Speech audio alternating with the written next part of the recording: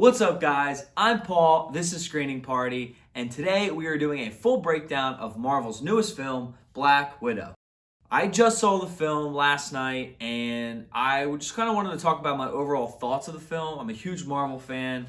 In the back, you can see some stuff. I got so much Marvel memorabilia, and I was really looking forward to this film. But I don't know. I don't think it's one of the top tier Marvel films. I think there's a lot of films that are better. So I think it kind of falls in the middle to top range of all of the Marvel films. What I think would have made this movie a lot better, at least in my eyes, is if it came out years ago. I think Black Widow, we've known it for so long. We met her in Iron Man 2. And I think if we just had this movie, when it was set. So it was set between the time of Civil War and Infinity War. And I think if we actually got the movie during then, it would have been so much better. I would have been so much more hyped for it. It leads up to Infinity War. We get to know Natasha's story a little bit more. And you still do everything that you wanted to do in the film where you're introducing the newest Black Widow with Florence Pugh's character, Yelena. So if you're doing and you're introducing those other elements, but I don't think they just didn't know what they were doing yet after Infinity War and Endgame. So I think that's why it came out. But if it came out 2-3 years ago, it would have been so much better. I also don't think it's as good because I think right now we're just getting spoiled with MCU content all over the board. We're getting, we got WandaVision and we got Falcon and Winter Soldier and we're in Loki right now. We're towards the end. So you're getting these shows where we're getting 5-6 hours worth of content and Marvel content.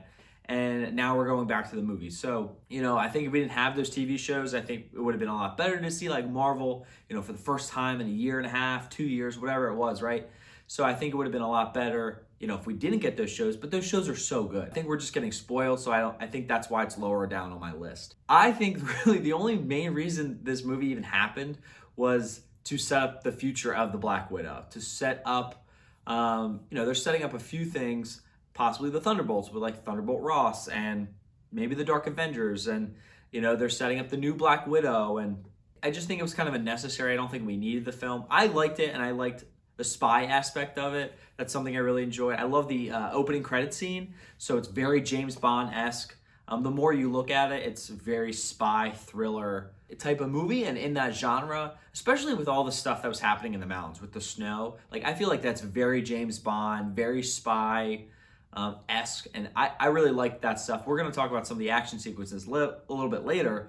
But that opening credit scene where they were circling heads, and you had Bill Clinton, and then they were hiding the identities of some people. It felt very spy-esque and in that genre, which I love. Now to get down to all the characters. First, we have our Black Widow, Natasha. Now, I love Natasha. I think the Black Widow is a great character. I think she did her best work in my favorite film in the MCU is Captain America and the Winter Soldier. And I think, that was one of the best Black Widows we ever got. And then I really liked her as well in Infinity War and Endgame, and I think her story arc really completed. I don't think we really needed this film, as I keep talking about, but she was great. Scarlett Johansson is an amazing actress, and she really performs and does this well. Do I think she's my favorite? No, but my favorite character by far was Yelena, played by Florence Pugh. She's the comic relief of the movie, by far. There's some really great jokes she has in there about posing and with her hair. Her interaction with Scarlett Johansson is awesome. Their whole relationship and their screen presence together is amazing, and I really enjoyed that. I was telling my friend who I saw the movie with, I was thinking most of it was, it was pretty 50-50. They split that movie. And I think that makes sense, right? Because you have the old Black Widow, and we know Natasha dies, and we know her story is going to come to a close.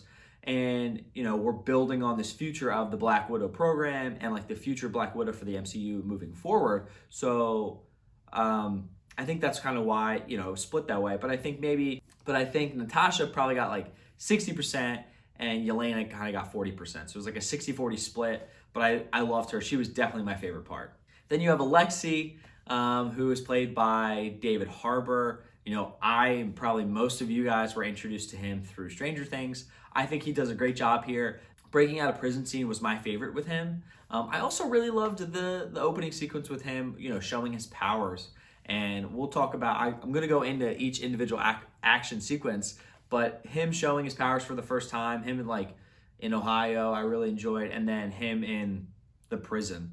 Even that conversation with him on the bed, the bedroom, and it shows his character how much he does care, but how much he just wanted to be like, he's got a big ego too, but I think he's very soft and he's like a teddy bear. So I really liked how David Harbour played him, and I liked him as a character. Then you have other characters that were like okay, but I didn't really care about. You have Melina. I think her the plan, that twist I didn't see coming, but it wasn't like shocking to me. You have Dreykov. I thought was like another Marvel villain. Unfortunately, you have all these Marvel villains. I just didn't know much about him, especially because we had Taskmaster. And obviously working for Dreykov in the Red Room, but just not the villain I really liked. The hits, when he was hitting Natasha towards the end and punching her in the face, they were hard. Like, I felt that. I was like, whew. They were definitely hard, but they, typical Marvel villain. Nothing special to me. You had Thunderbolt Ross in there. He was in the beginning and towards the end. I've never really liked Thunderbolt Ross. They've never given him too much to do. He was a big part of Civil War, but they just never really gave him too much to do. I think in the future, hopefully he'll become the Red Hulk, and that's what his character was was in the comics. So hopefully we'll see that. There was a little nod to that when he was walking around with a cane in the film. The cane was red, so that's maybe a little nod, but nothing in this film that he was great in. Like, I didn't need to see him in this film. Moving on to the action sequences. Holy crap, was there a lot of action in this film. And you have to. It's a spy film. You're in Russia. You're like all over the place. Like, a lot of action, and I really enjoyed them. I really enjoyed most of the scenes. My first thought was it was very hard hitting. Like, especially the scene when Natasha and Yelena are in the apartment together in Budapest. Like, when they're hitting each other, I felt it. It was hard. It was very powerful. I really liked the camera movements and the camera hits. It was like having some impact on the camera, which made you as the audience feel this hit, which I really liked and I think are great in any action sequences, because it just has this great feel to it. It makes the audience feel as though they're in the room with the characters. So the plane action sequence in the beginning in Ohio. So, we kind of are introduced to this family, and we're introduced to David Harbour's character, Alexei, for the first time, and his, what he was. He was the Russian Captain America. He was very proud of himself. He had a big ego. He was a little different than Captain America in that sense. And, he really loved himself. And it was cool to see his powers. If you don't know anything about the character, if you weren't paying attention to Marvel like trailers, and you're just like an average fan, you might not know that. So when he lifted that metal piece when they were in the airport about to get on the airplane to leave, when he was like lifting that big metal piece out of the way, and we saw his strength for the first time, it was just really cool. It was like, wow, like this is cool. And David Harbour's a great comedian, he's a great actor, and he really played that off well. So that was fun. And I thought that, plane sequence was very spy-esque. I was like, all right, we gotta go. Like, police are coming. Like, we gotta go. Like, what can, he was hopping on the plane, and Melina, when she was flying, we had her get hit. And Natasha, as a young girl, had to fly this plane and get it off the air and save her family. And it was a very good action sequence to start the film, and I really enjoyed that. We see Taskmaster, I think, is the next action sequence. We see Taskmaster for the first time when he hits Natasha in the car and it flips over. That was out of nowhere. That was a really awesome shock moment where it was like, holy crap, when a car was flipping over. And we see that happen, and I think that was a great introduction to Taskmaster, because it looked badass. It was hard hitting. We had the flames of the car, we had him, and you could tell he meant business. Future, spoiler, as this is spoiler review, it's revealed to be a girl and daughter of Dreykov, but it's, it was really cool to see him, especially the first time when you're seeing him using the mirror ability to be able to fight in a style or mimic the style of fighting of the person that he is facing. And we see that, and we see Natasha realize that, as I think they flip kick like up at the same time, and they kind of pose and look at each other, and it was really cool to see that. But my favorite sequence was when you had Natasha and Yelena in the apartment in Budapest for the first time. I thought that was by far the best action sequence. It kind of mimicked the Taskmaster like ability. I mean, obviously they're both Black Widows, so their training is very similar. That's why their techniques are very similar. But they were trying to strangle each other. It was like everything was mimicked. The movement. Obviously, we had the guns when they were holding guns up at each other and they switched. And then, at the end when they're trying to strangle each other with a curtain, I thought the fight choreography was very unique in that they were using their surroundings very well. And it was nice to see in such a small apartment how much you could do. A sequence of fighting between two, average people, like no superpowers, but just very well-trained fighters. But this was cool because we got to know what Budapest was. This was, it's been talked about in the first Avengers film. I think they talked about it in Endgame when Clint and Natasha were on the ship, right before Natasha died. And in the first Avengers film, they were like, oh, remember this is all Budapest all over again. And Clint's like, you and I remember Budapest very differently. So we finally got to know what Budapest was, and it was taking down the Red Room. It was Clint and Natasha, and it was Natasha's last mission before she was truly inducted into S.H.I.E.L.D. and became a full member of S.H.I.E.L.D. with Clint. So I think that's really cool. We got to see a lot of hints at that. We saw the bullet wound or the bullet holes on the wall in the apartment. It's like, what kind of gun has bullets like that makes that?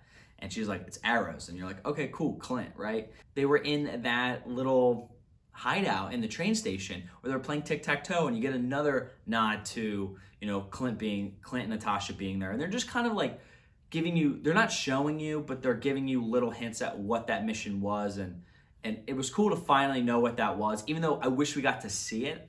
I wish they paid, some money to show us Clint and Natasha there, show us a little bit more about the mission. But it was nice to see that and kind of get that full picture of, as I said before, one of my favorite scenes with Alexei was the jail breakout.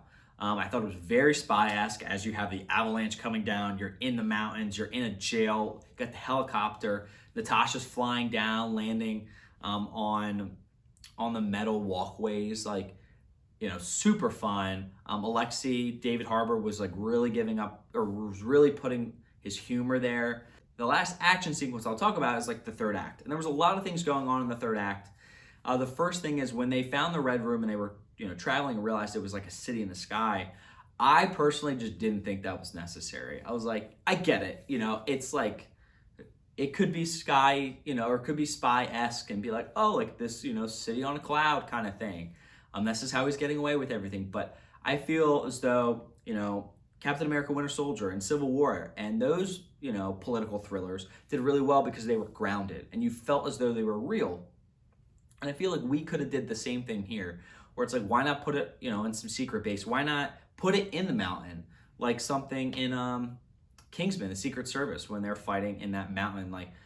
Why not put the secret lab in the mountain, on the mountainside, or underground somewhere? I just didn't think it needed to be in the sky, because eventually with the third act, a lot of the problems people were saying was very CGI heavy. And they were saying, hey, this is all CGI. And then, Natasha's skydiving without a parachute. And it was super over the top. And I think you could have solved a lot of those issues if you just put it inside of a mountain or you put it underground. And I think it would have gave the same effect and it wouldn't have been so over the top.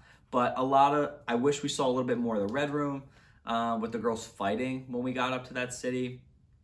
But I really did like the conversation of Dreykov and Natasha in the room. I think, it shows Natasha how smart she was, and she was realizing what she had to do to fight him, and that she was, making him angry just by talking to him. There's a lot of different ways to beat someone in a fight other than just by punching them. And Natasha used her wits and smarts to, win that fight. And I thought that was a great use of Natasha's character, and the character. I loved it. So, but I did like the skydiving. That's what's weird. I did like the skydiving aspect, and I didn't think it was too long. But again, it's super over the top. But I know people like that kind of stuff. They're like, oh, this is cool. You're in a Marvel movie. You're gonna see CGI. Everything's not real. It's a superhero movie. So I get it. The Taskmaster reveal. So maybe a lot of people thought this would have been a big reveal. I didn't see it coming. I didn't think it was his daughter. Dreykov's daughter, but my friend who I was sitting with did. He's like, oh, I knew that was the daughter. So maybe it was a little predictable. I didn't see it. So, but I didn't really care for it either. And I know I've heard a lot of hate going on online about it too. And I don't know, because I know Taskmaster in the comics is a male. So I don't know if it's like a female thing, but I know people aren't, like some fans aren't too happy about like how Taskmaster was dealt with in the movie. And you can take that as it is. For a story arc perspective, I think it really helped Natasha, because Natasha, that was something that was brought up in the first Avengers. Loki was talking about her ledger and Dreykov's daughter, and she said she's been thinking about that moment all the time, and that's like one of her last things that she can't let go. And then to find out that she's alive and she didn't kill her probably relieved so much weight off Natasha, and realizes that it was this baggage that she didn't need.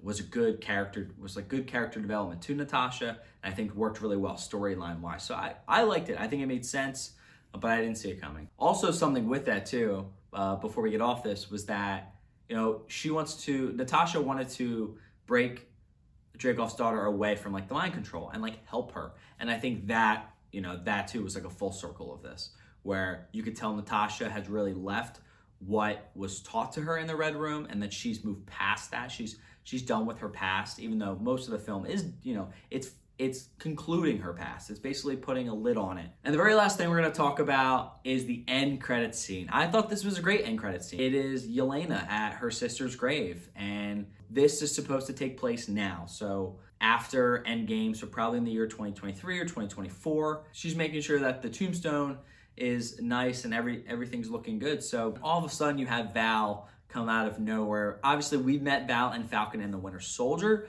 but I think we were supposed to meet Val in this end credit scene first. And obviously because of COVID and how the scheduling got changed, Black Widow came out a year later than it was supposed to. We end up seeing Val for the first time in that series over on Disney+. I don't really think, it didn't really matter, but it was nice to see Val. It shows that Val and Yelena have been talking for a while. Val is clearly trying to gather a team up. She was talking to US Agent. Now she's talking to Yelena, and she's clearly trying to gather a team up, almost as what Nick Fury was doing. But we don't know her true intentions. But it definitely moves the story forward. It shows that she brought Hawkeye into the picture, and we know Hawkeye is getting his own series on Disney+, so hopefully Yelena will be in that series. Most likely she will. So that'll help move, that's gonna push the MCU forward, and it'll be fun to see their first interactions of Clint and Yelena, and have Florence Pugh continue on as Black Widow in the MCU. So I thought it was a great end credit scene. Overall thoughts, again, I really enjoyed the movie, but again, I do wish it came out a couple years ago, and I think it would have had a higher impact if it came out in 2017 before Infinity War. I don't know, let me know what you guys think. So thanks for going through this review, this spoiler breakdown with me. I've never done something like this before. I love Marvel, so thank you so much. Hopefully you love Marvel too. If you haven't, I'm gonna go see this movie again. I gotta see it again, probably get a different theater, different setup, maybe see from a different perspective. And now that I know the story, I can kind of see a little bit more about more of the storytelling, maybe some hidden Easter eggs as well. So that has been my spoiler review of Marvel's new film, Black Widow. My name's Paul, this is Screening Party. If you like this video, please give us a big thumbs up. It really helps my channel out. And if you like more videos and you want to see more like this, please hit that subscribe button. Thanks so much for watching. Peace.